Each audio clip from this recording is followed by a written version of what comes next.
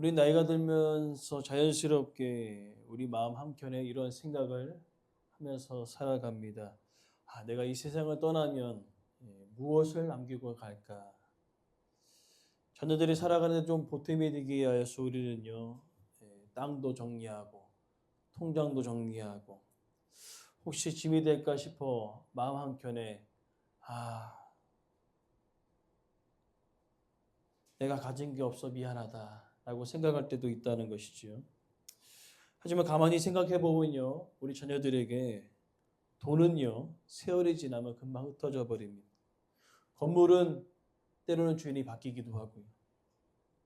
물건은 낡아서 없어지기도 합니다. 그러나 우리의 믿음의 삶은요, 절대로 사라지지 않는다는 것이지요. 우리가 힘들고 어려움에도 불구하고 예배 드리러 왔던 여러분들의 그런 자리, 또 눈물 흘려 기도했던 그 곳, 그리고 고난 중에 하나님 붙들었던 그 모습들은요, 다음 세대에 깊이 마음 가운데 새겨질 줄 믿습니다. 오늘 우리가 읽은 디모데후서 4장 6절에서 8절 말씀은 바울이 인생의 끝자락에서 디모데에게 남긴 마지막 고백입니다. 이 고백 속에 바울이 남긴 위대한 유산이 있다는 것입니다. 오늘 특별히 바울의 마지막을 봤을 때는요, 너무나 초라합니다. 너무나 연약합니다. 그러나 그는 그의 삶을 후회하지 않습니다. 오히려 그 고백 속에 내가 이 길을 걸어가는 것에 대하여 내 인생 가운데 가장 큰 유산이 무엇임을 오늘 바울은요, 고백을 통하여 이야기하고 있는데, 시제가 현재와 과거와 미래를 다루면서 디모데에게 고백합니다. 이 고백을 통하여 오늘 우리에게 남겨질, 특별히 우리 자녀들과 다음 세대에게 남겨질 가장 큰 유산은 무엇인지 말씀을 통해 함께 살펴보고자 합니다. 먼저는 현재에 대한 그 바울의 고백이 6절에 기록되어 있습니다. 전제같이 내가 벌써 부어지고 나의 떠날 시각이 가까웠다. 바울은 지금 자신의 현재의 상황을 두 가지로 비유하고 있습니다. 첫 번째는 제사에 대한 비유이죠. 우리가 레위기를 보면 많은 제사들이 있습니다. 번제, 소제, 속건제, 화목제, 속죄제. 또 드리는 방법도 다양하지요. 번제를 올려드리는 것과 흔들어 드리는 요제, 또 특별히 오늘 본문에 포도주를 부어 드리는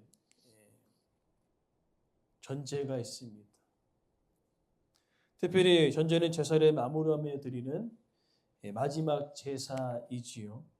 이것이 무엇입니까? 바울의 인생 가운데 자신의 삶을 주님께서 주신 그 사명을 붙드는 일에 있어서 자신의 전부를 하나님께 드렸다는 것이지요. 즉, 자신의 그 모든 삶을 이 복음을 전하는 일에 있어서 전부 하나님께 드렸음을 이야기하고 있는 것입니다. 두 번째 비유는 여행에 비유하고 있습니다. 나의 떠날 시각이 가까웠다. 특별히 이 표현은 아주 재미난 표현인데 묶인 것을 느슨하게 풀어주다라는 표현을 갖고 있습니다. 좀 더 쉽게 설명해 볼까요? 짐승이 묶여 있을 때 풀림을 당한 것은 이제 자유함을 준다라는 뜻이고요. 또 묶어둔 천막을 풀 때에는 이사를 간다는 의미가 있습니다. 그리고 육지에 묶어둔 배를 풀어주는 것은 떠난다는 개념이 있습니다. 오늘 바울에게 있어서 이 죽음은요, 이 모든 것이 복합적으로 나타나서 자신의 육신의 속박에서 자유함을 얻음을 통하여 낡은 옛집에서 새로운 집, 즉 나그네 집에서 영원한 본향으로 이사 간다는, 떠난다는 의미를 가지고 있습니다. 그러나 많은 사람은 어떻습니까? 이 죽음을 두려워합니다. 왜 그렇습니까? 끝이 불분명하거든요. 끝이 어떻게 될지 모릅니다. 그러나 바울은요, 그 끝이 분명합니다. 그러하게 죽음을 두려워하지 않았다는 것입니다. 제가 이렇게 여러 교회에 사역하면서 장례식을 많이 보곤 합니다. 보면은 믿는 자와 믿지 않는 자의 장례식이 달라요. 더 정확하게 말하면 마지막에 달랐다는 것입니다. 믿는 자는요, 그 얼굴에 평안함이 있어요. 그러나 믿지 않는 자들은요, 그 얼굴이 일그러집니다. 가기 싫거든요. 그리고 가도 자신의 마지막이 어디인지는 알고 있기 때문에 그렇다는 겁니다. 그러하기에 오늘 우리는 현재에 대한 바울의 고백을 통하여 얻는 유산이 있습니다. 함께 따라합시다. 인정하라는 것이죠. 무엇입니까? 우리는 늘 현실을 부정하면서 살아간다는 것이죠. 아, 죽음 위에 없다. 끝이다. 그럼 이 땅을 즐기며 살아가자. 이야기합니다. 내 마음대로 살아가자 이야기합니다. 그러나 중요한 것은 죽음 이후의 삶이 반드시 있다는 것이에요. 그것을 인정하라는 것입니다. 상황은 변할 수 있지만 주님의 말씀은 변하지 않는다는 거예요. 변하지 않는 진리라는 것입니다. 그러니 이제 우리는 인정하며 살아가야 될 줄 믿습니다. 그리고 다음으로 살펴볼 것은 과거에 대한 바울의 고백인데요. 나는 선한 싸움을 싸우고 나의 달려갈 길을 마치고 믿음을 지켰다라고 이야기합니다. 무엇이죠? 우리가 많은 사람들을 보면 죽음을 앞두고 과거의 것을 생각하는 경우들이 있습니다. 특별히 오늘 이 과거에 대해서 이야기하면서 세 가지의 비유로들을 얘기하는데 첫 번째 비유는 군사입니다. 선한 싸움을 싸웠다는 그 의미는 무엇입니까? 신앙은요, 싸움입니다. 영적 전쟁터에 있어요. 그리고 더 나아가 우리의 싸움은요, 혈과 육이 아닙니다. 이 세상이 아닙니다. 이 세상 가운데 믿음을 지키려고 하는 그 분투가 우리 가운데 있다는 것이지. 바울은 그러한 믿음을 지키기 위한 그 싸움을 끝까지 감수했다는 겁니다. 그러나 많은 사람들이 이 전투를 끝까지 감당하지 못하고요. 포기하는 경우도 있어요. 중도 하차하고 오히려 이 싸움을 포기하고 뒤로 물러서고 오히려 방향을 전환하여 세상으로 달려가는 자가 많다는 것이죠. 소망하는 것은 오늘 우리는 이 영적 싸움을 끝까지 우리가 견디어낼 수 있는, 감수할 수 있는 그 은혜가 우리 가운데 있기를 간절히 소망합니다. 그리고 두 번째 비유는 선수예요. 나의 달려갈 길을 마쳤다. 특별히 이 표현은 바울이 에베소 장로들에게 아주 중요한 표현을 남깁니다. 사도행전 20장 24절 말씀. 내가 달려갈 길과 주 예수께 받은 사명 곧 하나님의 은혜의 복음을 증언하는 일에는 나의 생명조차 조금 더 귀한 것으로 여기지 아니하노라. 특별히 오늘 선수에 비유했던 그 의미는 바로 우리가 경주에서 중요한 것이 무엇입니까? 출발이 중요합니다. 그러나 더 중요한 것은 끝까지 달려가는 것입니다. 오늘 우리 모두 생각해 보면요. 인생의 전반전을 지나고 후반전을 달려가는 분도 계시고 또 후반전 끝자락에 계신 분도 있습니다. 그러나 우리가 기억해야 합니다.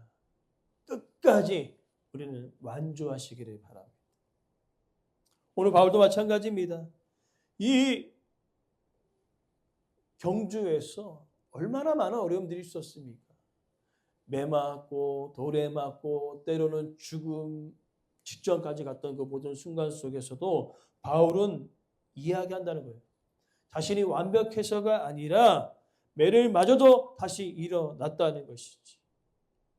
감옥에 갇혀도 다시 일어났다는 것입니다.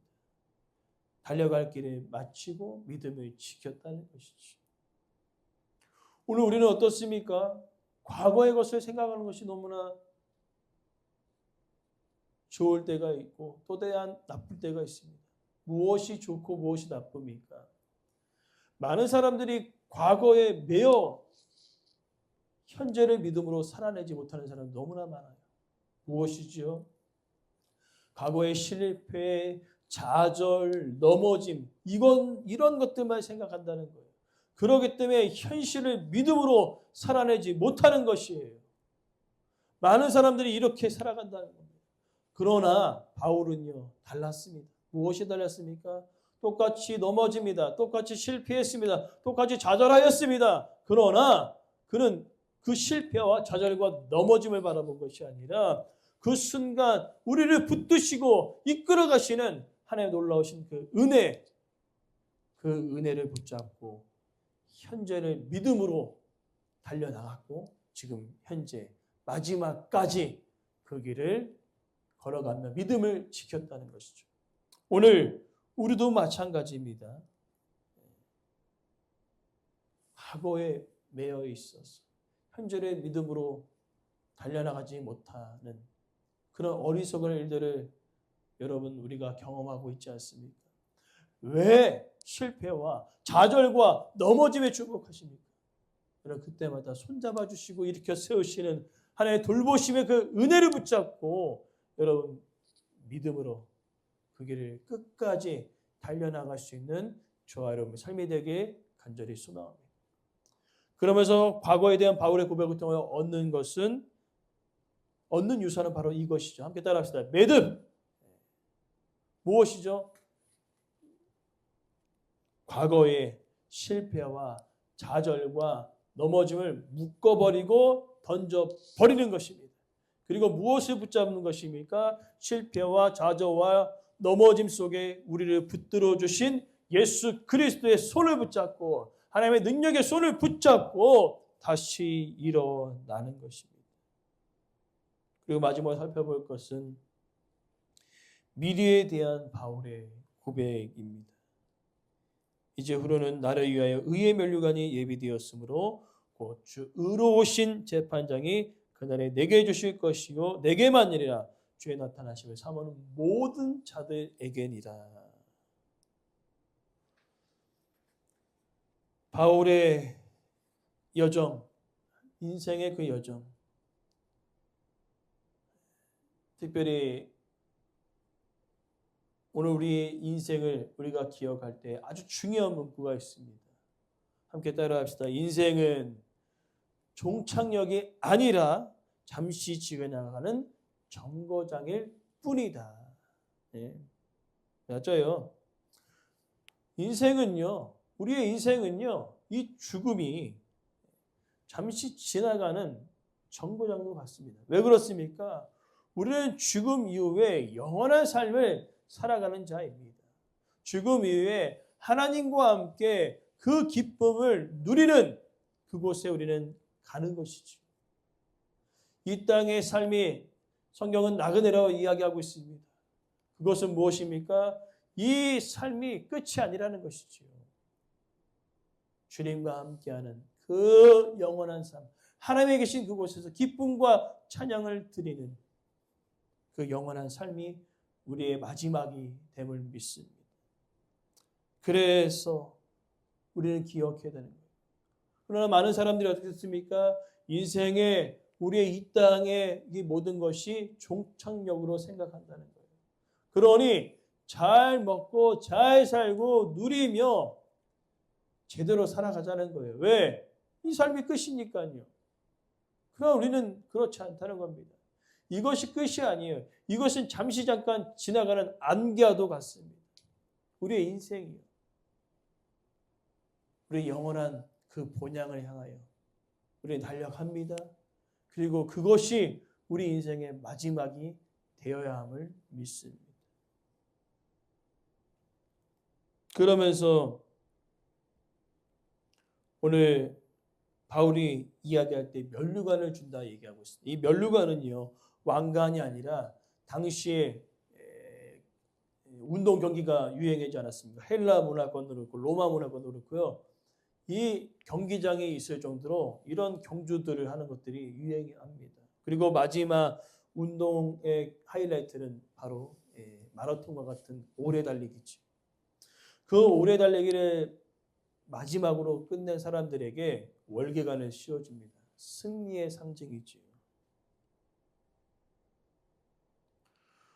오늘 바울이 그 월계관을 받게 되는데 무슨 월계관입니까? 의의 면류관.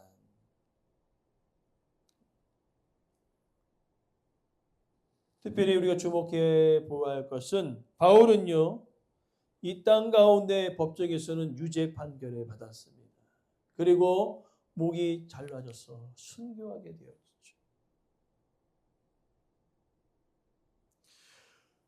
우리가 세상의 기준으로 봤을 때는요, 완전히 실패한 인생이지요.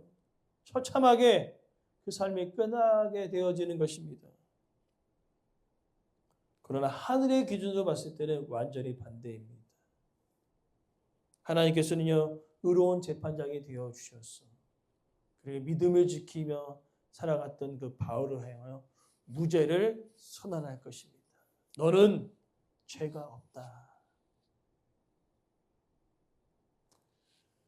칭의의 개념으로서의 의롭다 칭함이 아니라 이제는 주님과 함께 온전한 의를 이루어 함께 천국에서 기쁨으로 주님과 함께 찬양하며 지내는 것입니다. 정말로 놀라운 반전 아닙니까? 세상에서는요, 우리 인생의 기준이 세상의 기준으로 봤을 땐, 땅의 기준으로 봤을 때는요, 실패한 인생이고요, 처참한 인생으로 끝났고 유죄 판결을 받음을 통하여서 목이 잘라짐을 통하여 순교로 끝나게 되어집니다. 그러나 하늘의 기준으로 봤을 때는요, 하나님께서는 그죠, 무죄, 죄가 넌 없다. 그리고 승리의 그 월계관을 우리 가운데 씌워 주실 것입니다. 그러하기에 이 미래에 대한 바울의 고백을 통하여서 얻는 유산은 따라합시다. 준비라는 것이지요. 우리가 앞서 찬양했던 180장 하나님의 나팔 소리, 천지진동할 때 주님 다시 오실 날을 우리가 알 수 없으나 우리는 항상 뭐 하라고요? 항상 기도하고 깨어 있어서 예수님께서 다시 오신다는 그 재림에 대한 설교, 또 사도 요한이 이 요한계시록에 대하여 다시 오실 예수 그리스도를 이야기할 때 무엇을 이야기했습니까? 항상 깨어 기도하는 그 준비함을 우리에게 이야기하고 있는 것입니다. 세상이 어떻게 흘러가든지 사람들이 어떻게 이야기하든지 우리는요, 준비해야 합니다. 그날이 오기를 소망해야 된다는 겁니다. 그러나 많은 사람들이 어떻습니까? 이 땅이 전부이냐? 살아간다는 거예요. 너무나 나태해져 있습니다. 너무나 게으릅니다. 여러분, 깨어 준비합시다. 그리고 마지막 때 끝까지 완수하여 그 승리의 월계관을 우리가 쓰게 되어지고, 그리고 더 나아가 그 본향, 그 천국에서 주님과 함께 기쁨과 찬양을 올려드리는 저와 여러분의 삶의 마지막이 되어지게 간절히 소망합니다. 여러분, 이제 해마다 연말이 되면 시상식이 있지 않습니까? 우리를 빛낸 사람들, 또 수고를 격려하며 상을 주지 않습니까? 상을 받는 것은 얼마나 가치 있고 영광스러운 날입니까? 그러나 우리는 어떻습니까? 그 상보다 더 큰 상을 우리는 받게 되어질 것입니다. 하나님께서 고생 많았다.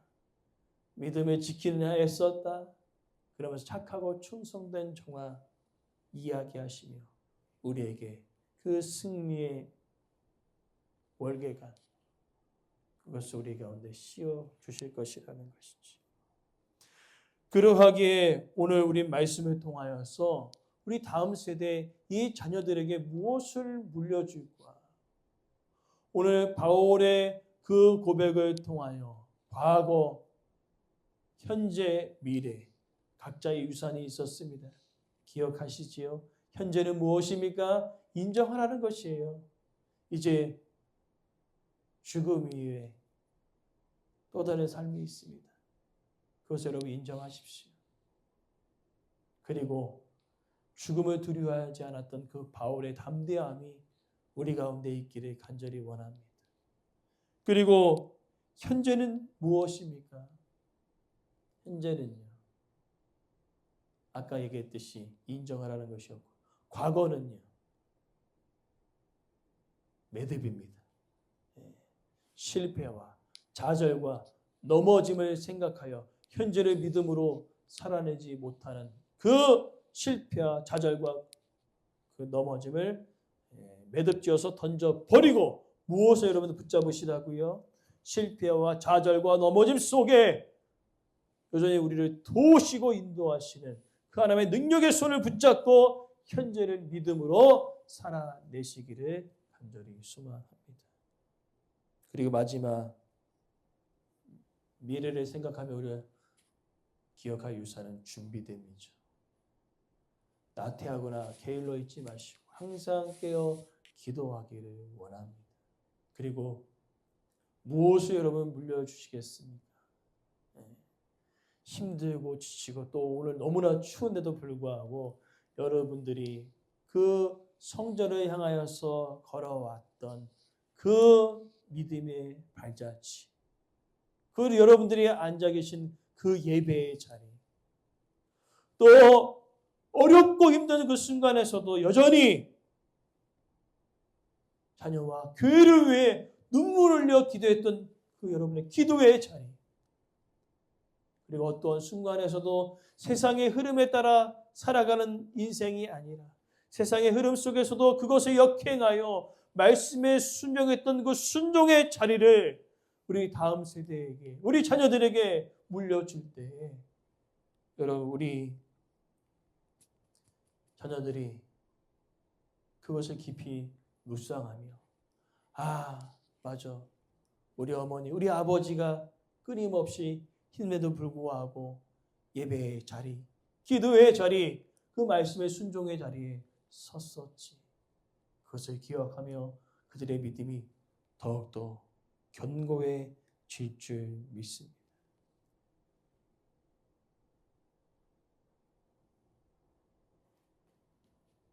그렇게 하여서 정말로 그 우리가 물려줄 그 믿음의 유산은요, 눈에 보이지 않지만 우리가 그것을 자녀들에게, 다음 세대에게 물려줄 때에 어떠한 어려움과 고난의 상황 속에서도 그들의 믿음이 흔들리지 아니할 것입니다. 교회를 든든히 세워나갈 것입니다.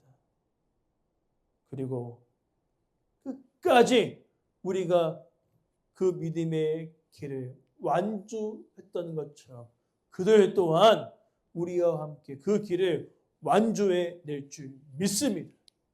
그러니 우리가 마지막까지 함께 달려나가기 원합니다.